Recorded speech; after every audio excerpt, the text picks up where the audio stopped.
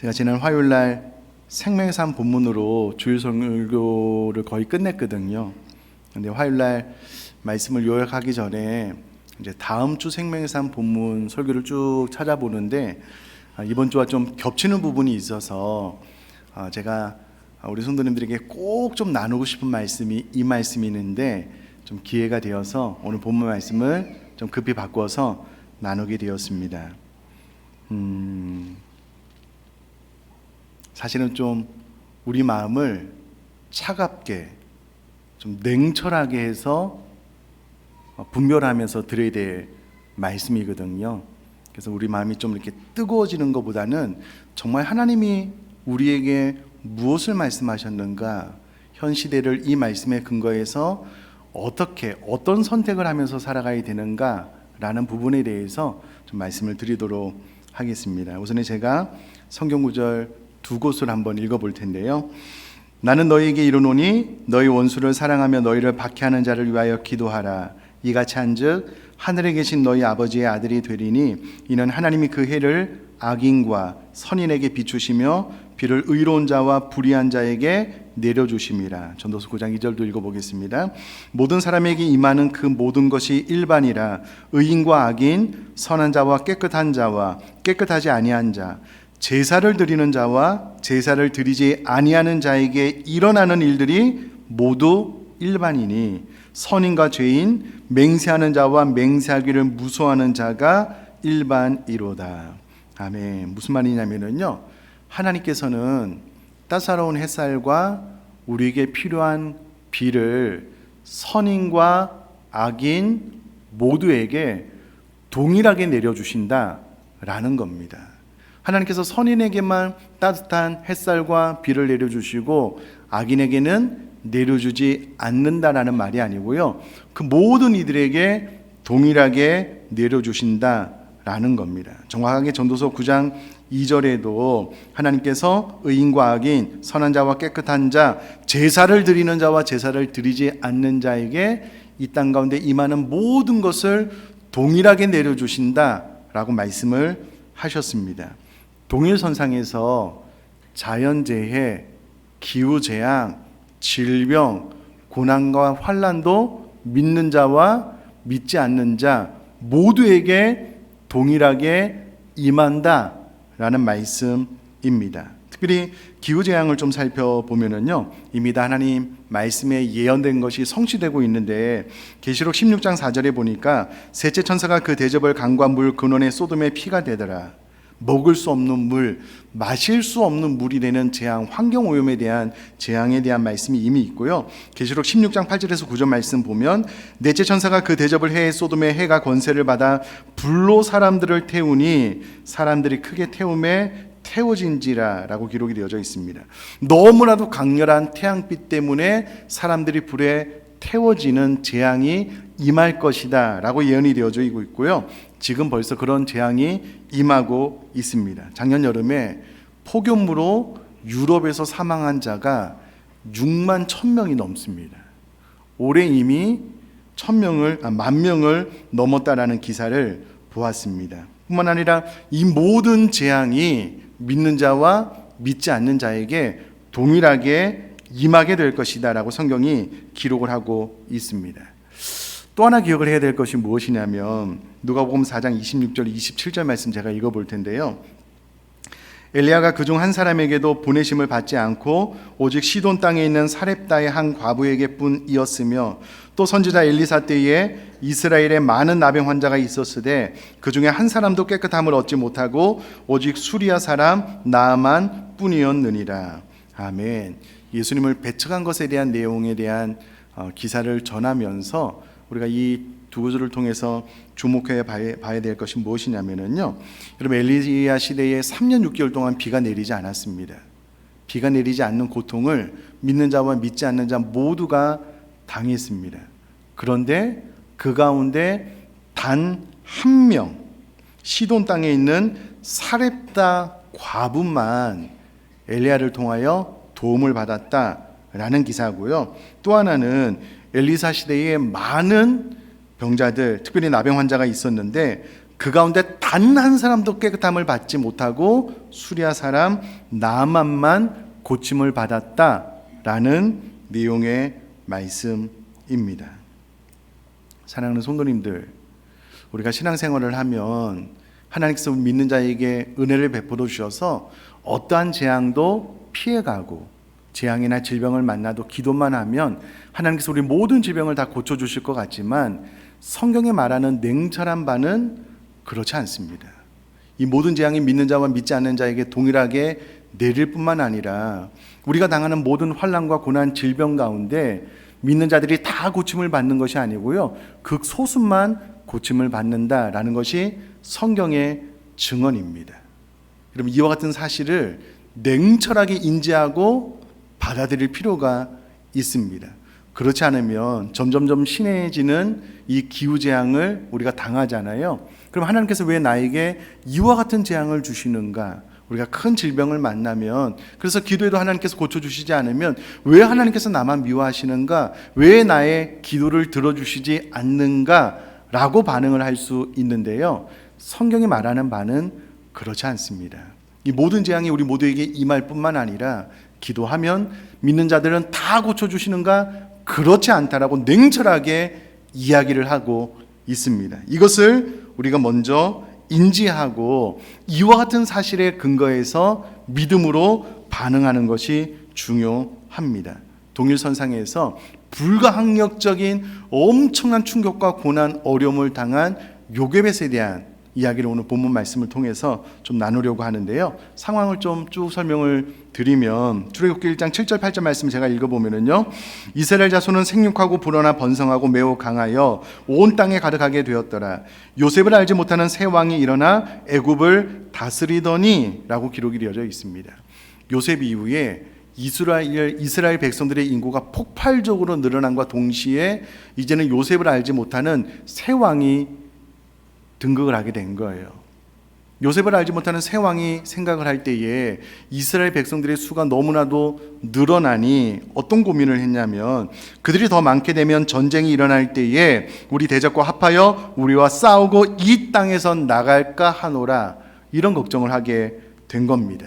그래서 이스라엘 백성들의 폭발적인 인구의 증가를 제어하고 막기 위해서 더 심한 노역을 주었는데 해결이 되지 않는 거예요. 그래서 히브리 3파를 통해서 여자이면 살로 주지만 남자이면 죽여라 라고 명령을 내렸는데요, 이 히브리 3파들이 하나님을 경외하기 때문에 애굽왕의 명령을 거역하게 됩니다. 그러니까 이스라엘 백성들의 수요가 늘어나는 것을 그 누구도 막지 못하는 겁니다. 왜냐하면 하나님의 섭리, 하나님의 뜻이었기 때문입니다. 그래서 결국은 애굽 왕이 아들이 태어나거든 너희는 그를 나일강에 던지고 딸이거든 살려두라 라고 직접적으로 명령을 내리게 됩니다. 바로 이런 시기에 모세가 태어나게 되었습니다. 2장 1절 제가 다시 한번 읽어보면요, 레위 가족 중 한 사람이 가서 레위 여자에게 장가들어 라고 기록이 되어져 있습니다.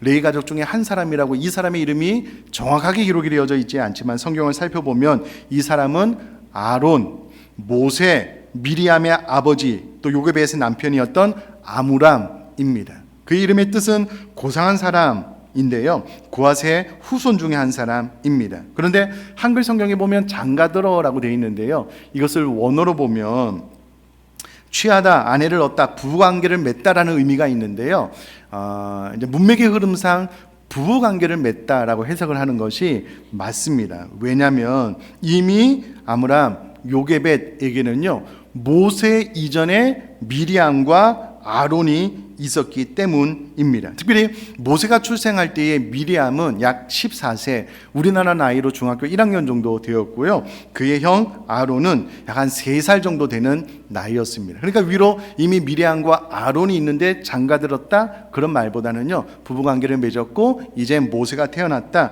이렇게 해석을 하는 것이 맞습니다.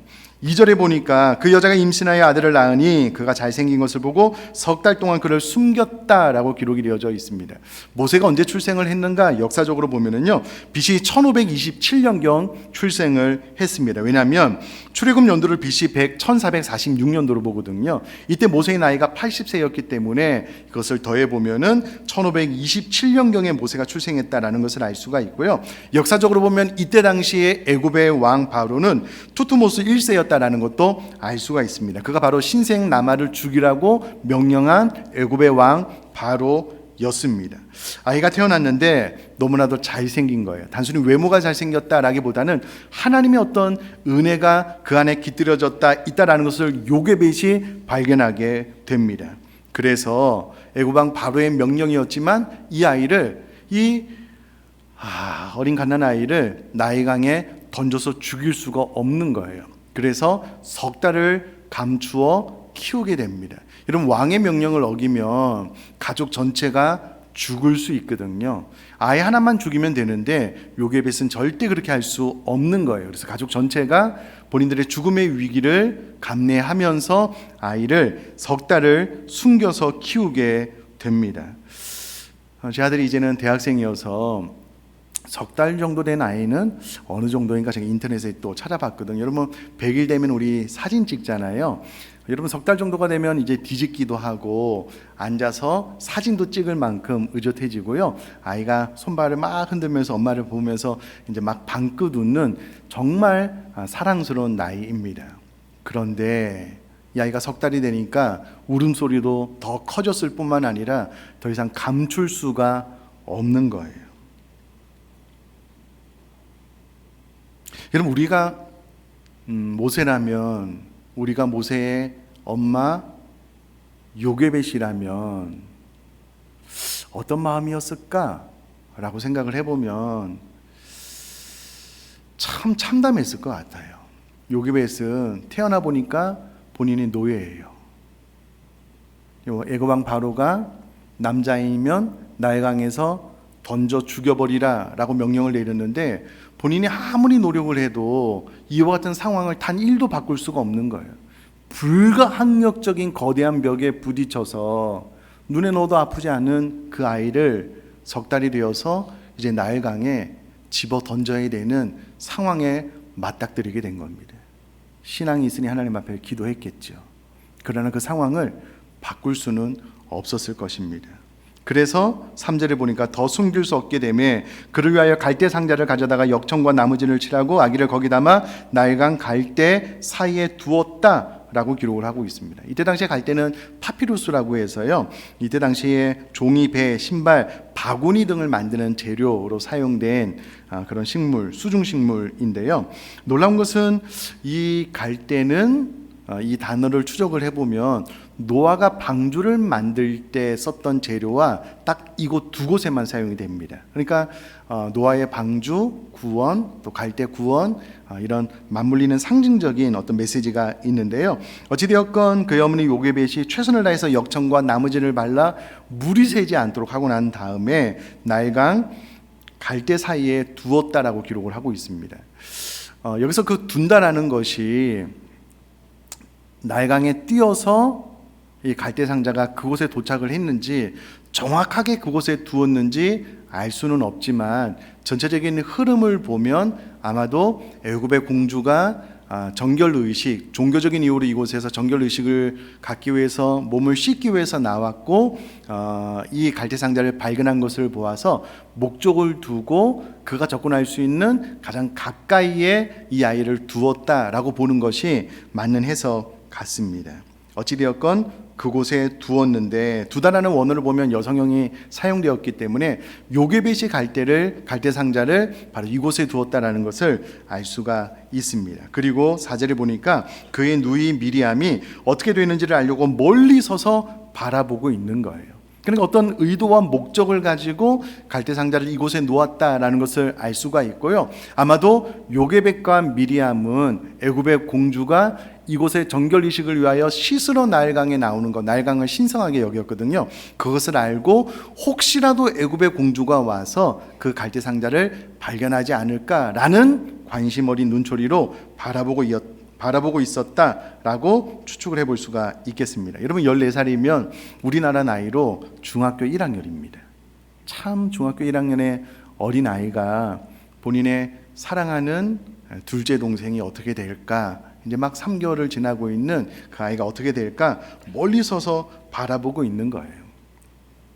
이 바라봄도 미리암이 아무 도움도 되지 않습니다. 이때 당시에 애굽 사람들은 히브리 사람들을 부정하게 여겼기 때문에요, 그냥 발견을 해본들 그냥 던져 죽여 이렇게 하면 끝입니다. 또 특별히 지엄한 바로의 명령이었기 때문에 이 공주도 명령을 어길 수 없잖아요. 그래서 죽이려고 하면 그냥 나일강에 던져져서 죽는 그 모습을 바라봐야 될 수도 있지만, 그래도 하나님을 향한 믿음, 희망을 포기하지 않고 하나님이 어떻게 역사하실까라는 것을 기대하는 마음으로요, 이 갈대 상자를 바라보고 있습니다. 그런데 5절에 보니까 바로의 딸이 목욕하러 나일강으로 내려오고 시녀들은 나일강가를 거닐 때에 그가 갈대 사이의 상자를 보고 시녀를 보내어 가져다가 라고 기록이 되어져 있습니다. 여기서 말하는 바로의 딸은 하셉수토 공주인데요, 그 공주가 그 상자를 가지고 오라는 거예요. 시녀를 통해서 들여다봤더니 이제 막 3개월 남짓한 아이가 울고 있는 거예요. 직감적으로 보니까 히브리 사람이다.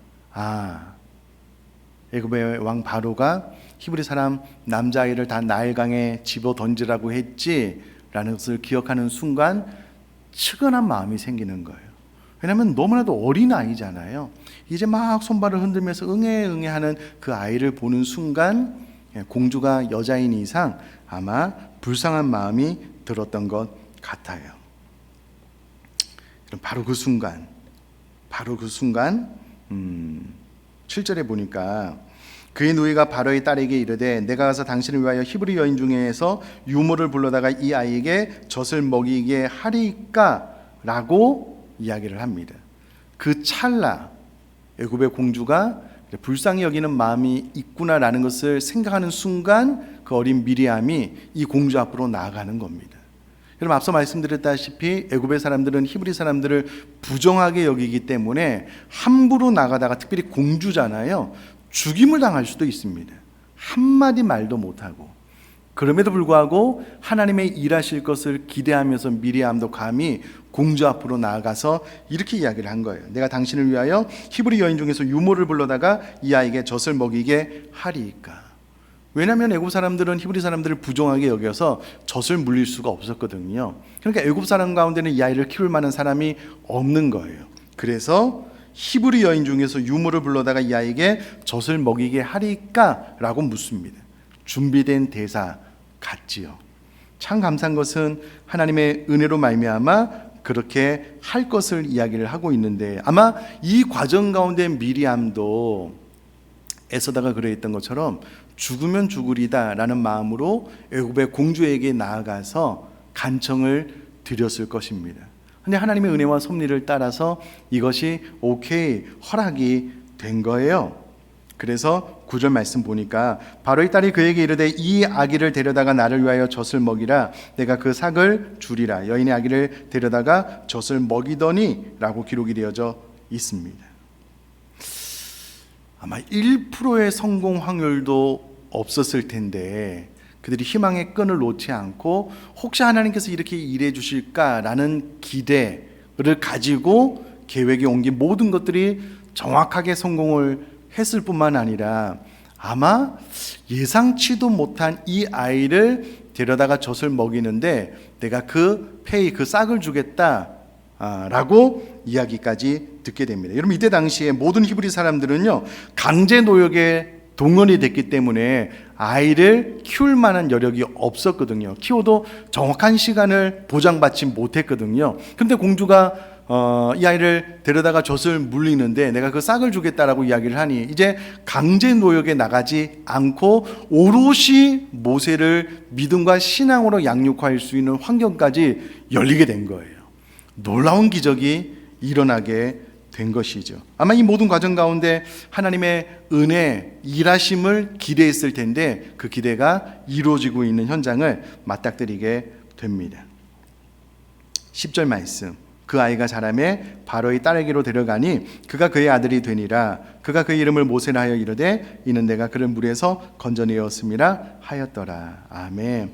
자랐다라는 말은 육체적으로 성장했다라는 뜻인데요, 이때 당시에 통상적으로 젖을 떼는 나이가 한 3세 4세였다라고 이야기를 합니다. 그러면 요게벳은 모세를 한 3년, 길면 4년 정도 키웠다가 이제는 젖을 떼게 되므로 그를 왕궁으로 보내게 되었다라는 말입니다.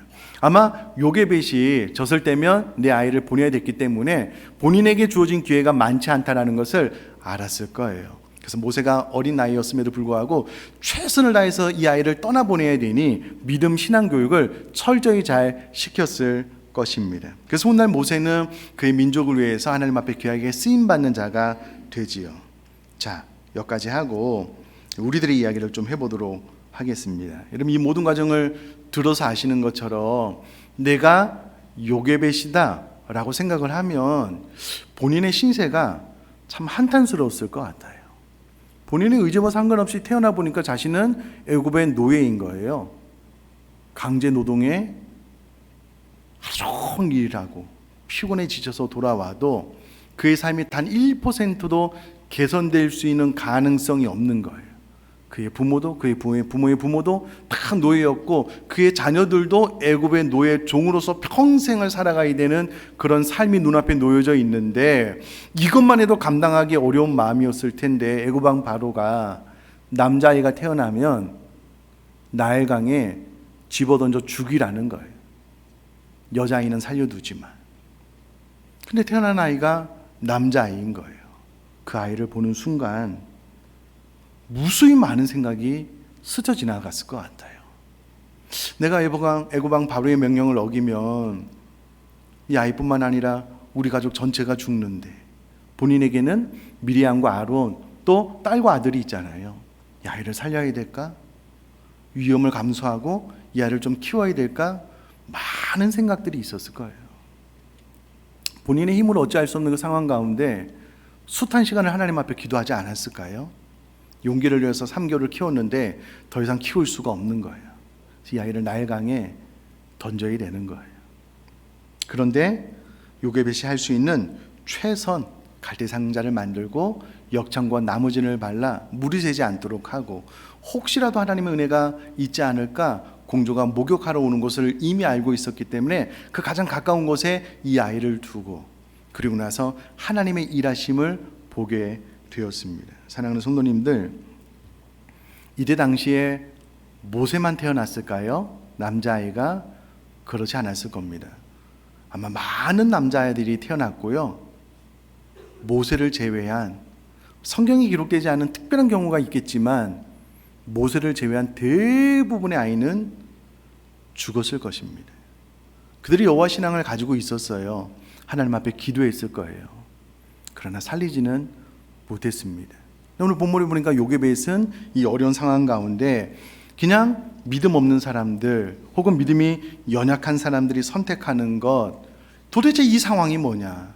하나님이 살아계시다면 어떻게 내 아들을, 살아있는 아들을 나일강에 집어 던질 수 있게 하는 그 신이 참신이냐라고 하면서 신앙을 저버리고 자신의 삶을 포기하고 좌절하고 낙심하고 할 수도 있었을 것 아니겠습니까? 요게벳은 그것을 선택하지 않았어요. 있는 상황을 부인하지 않고 있는 모습도 그대로 다 받아들이고 감수해냈습니다.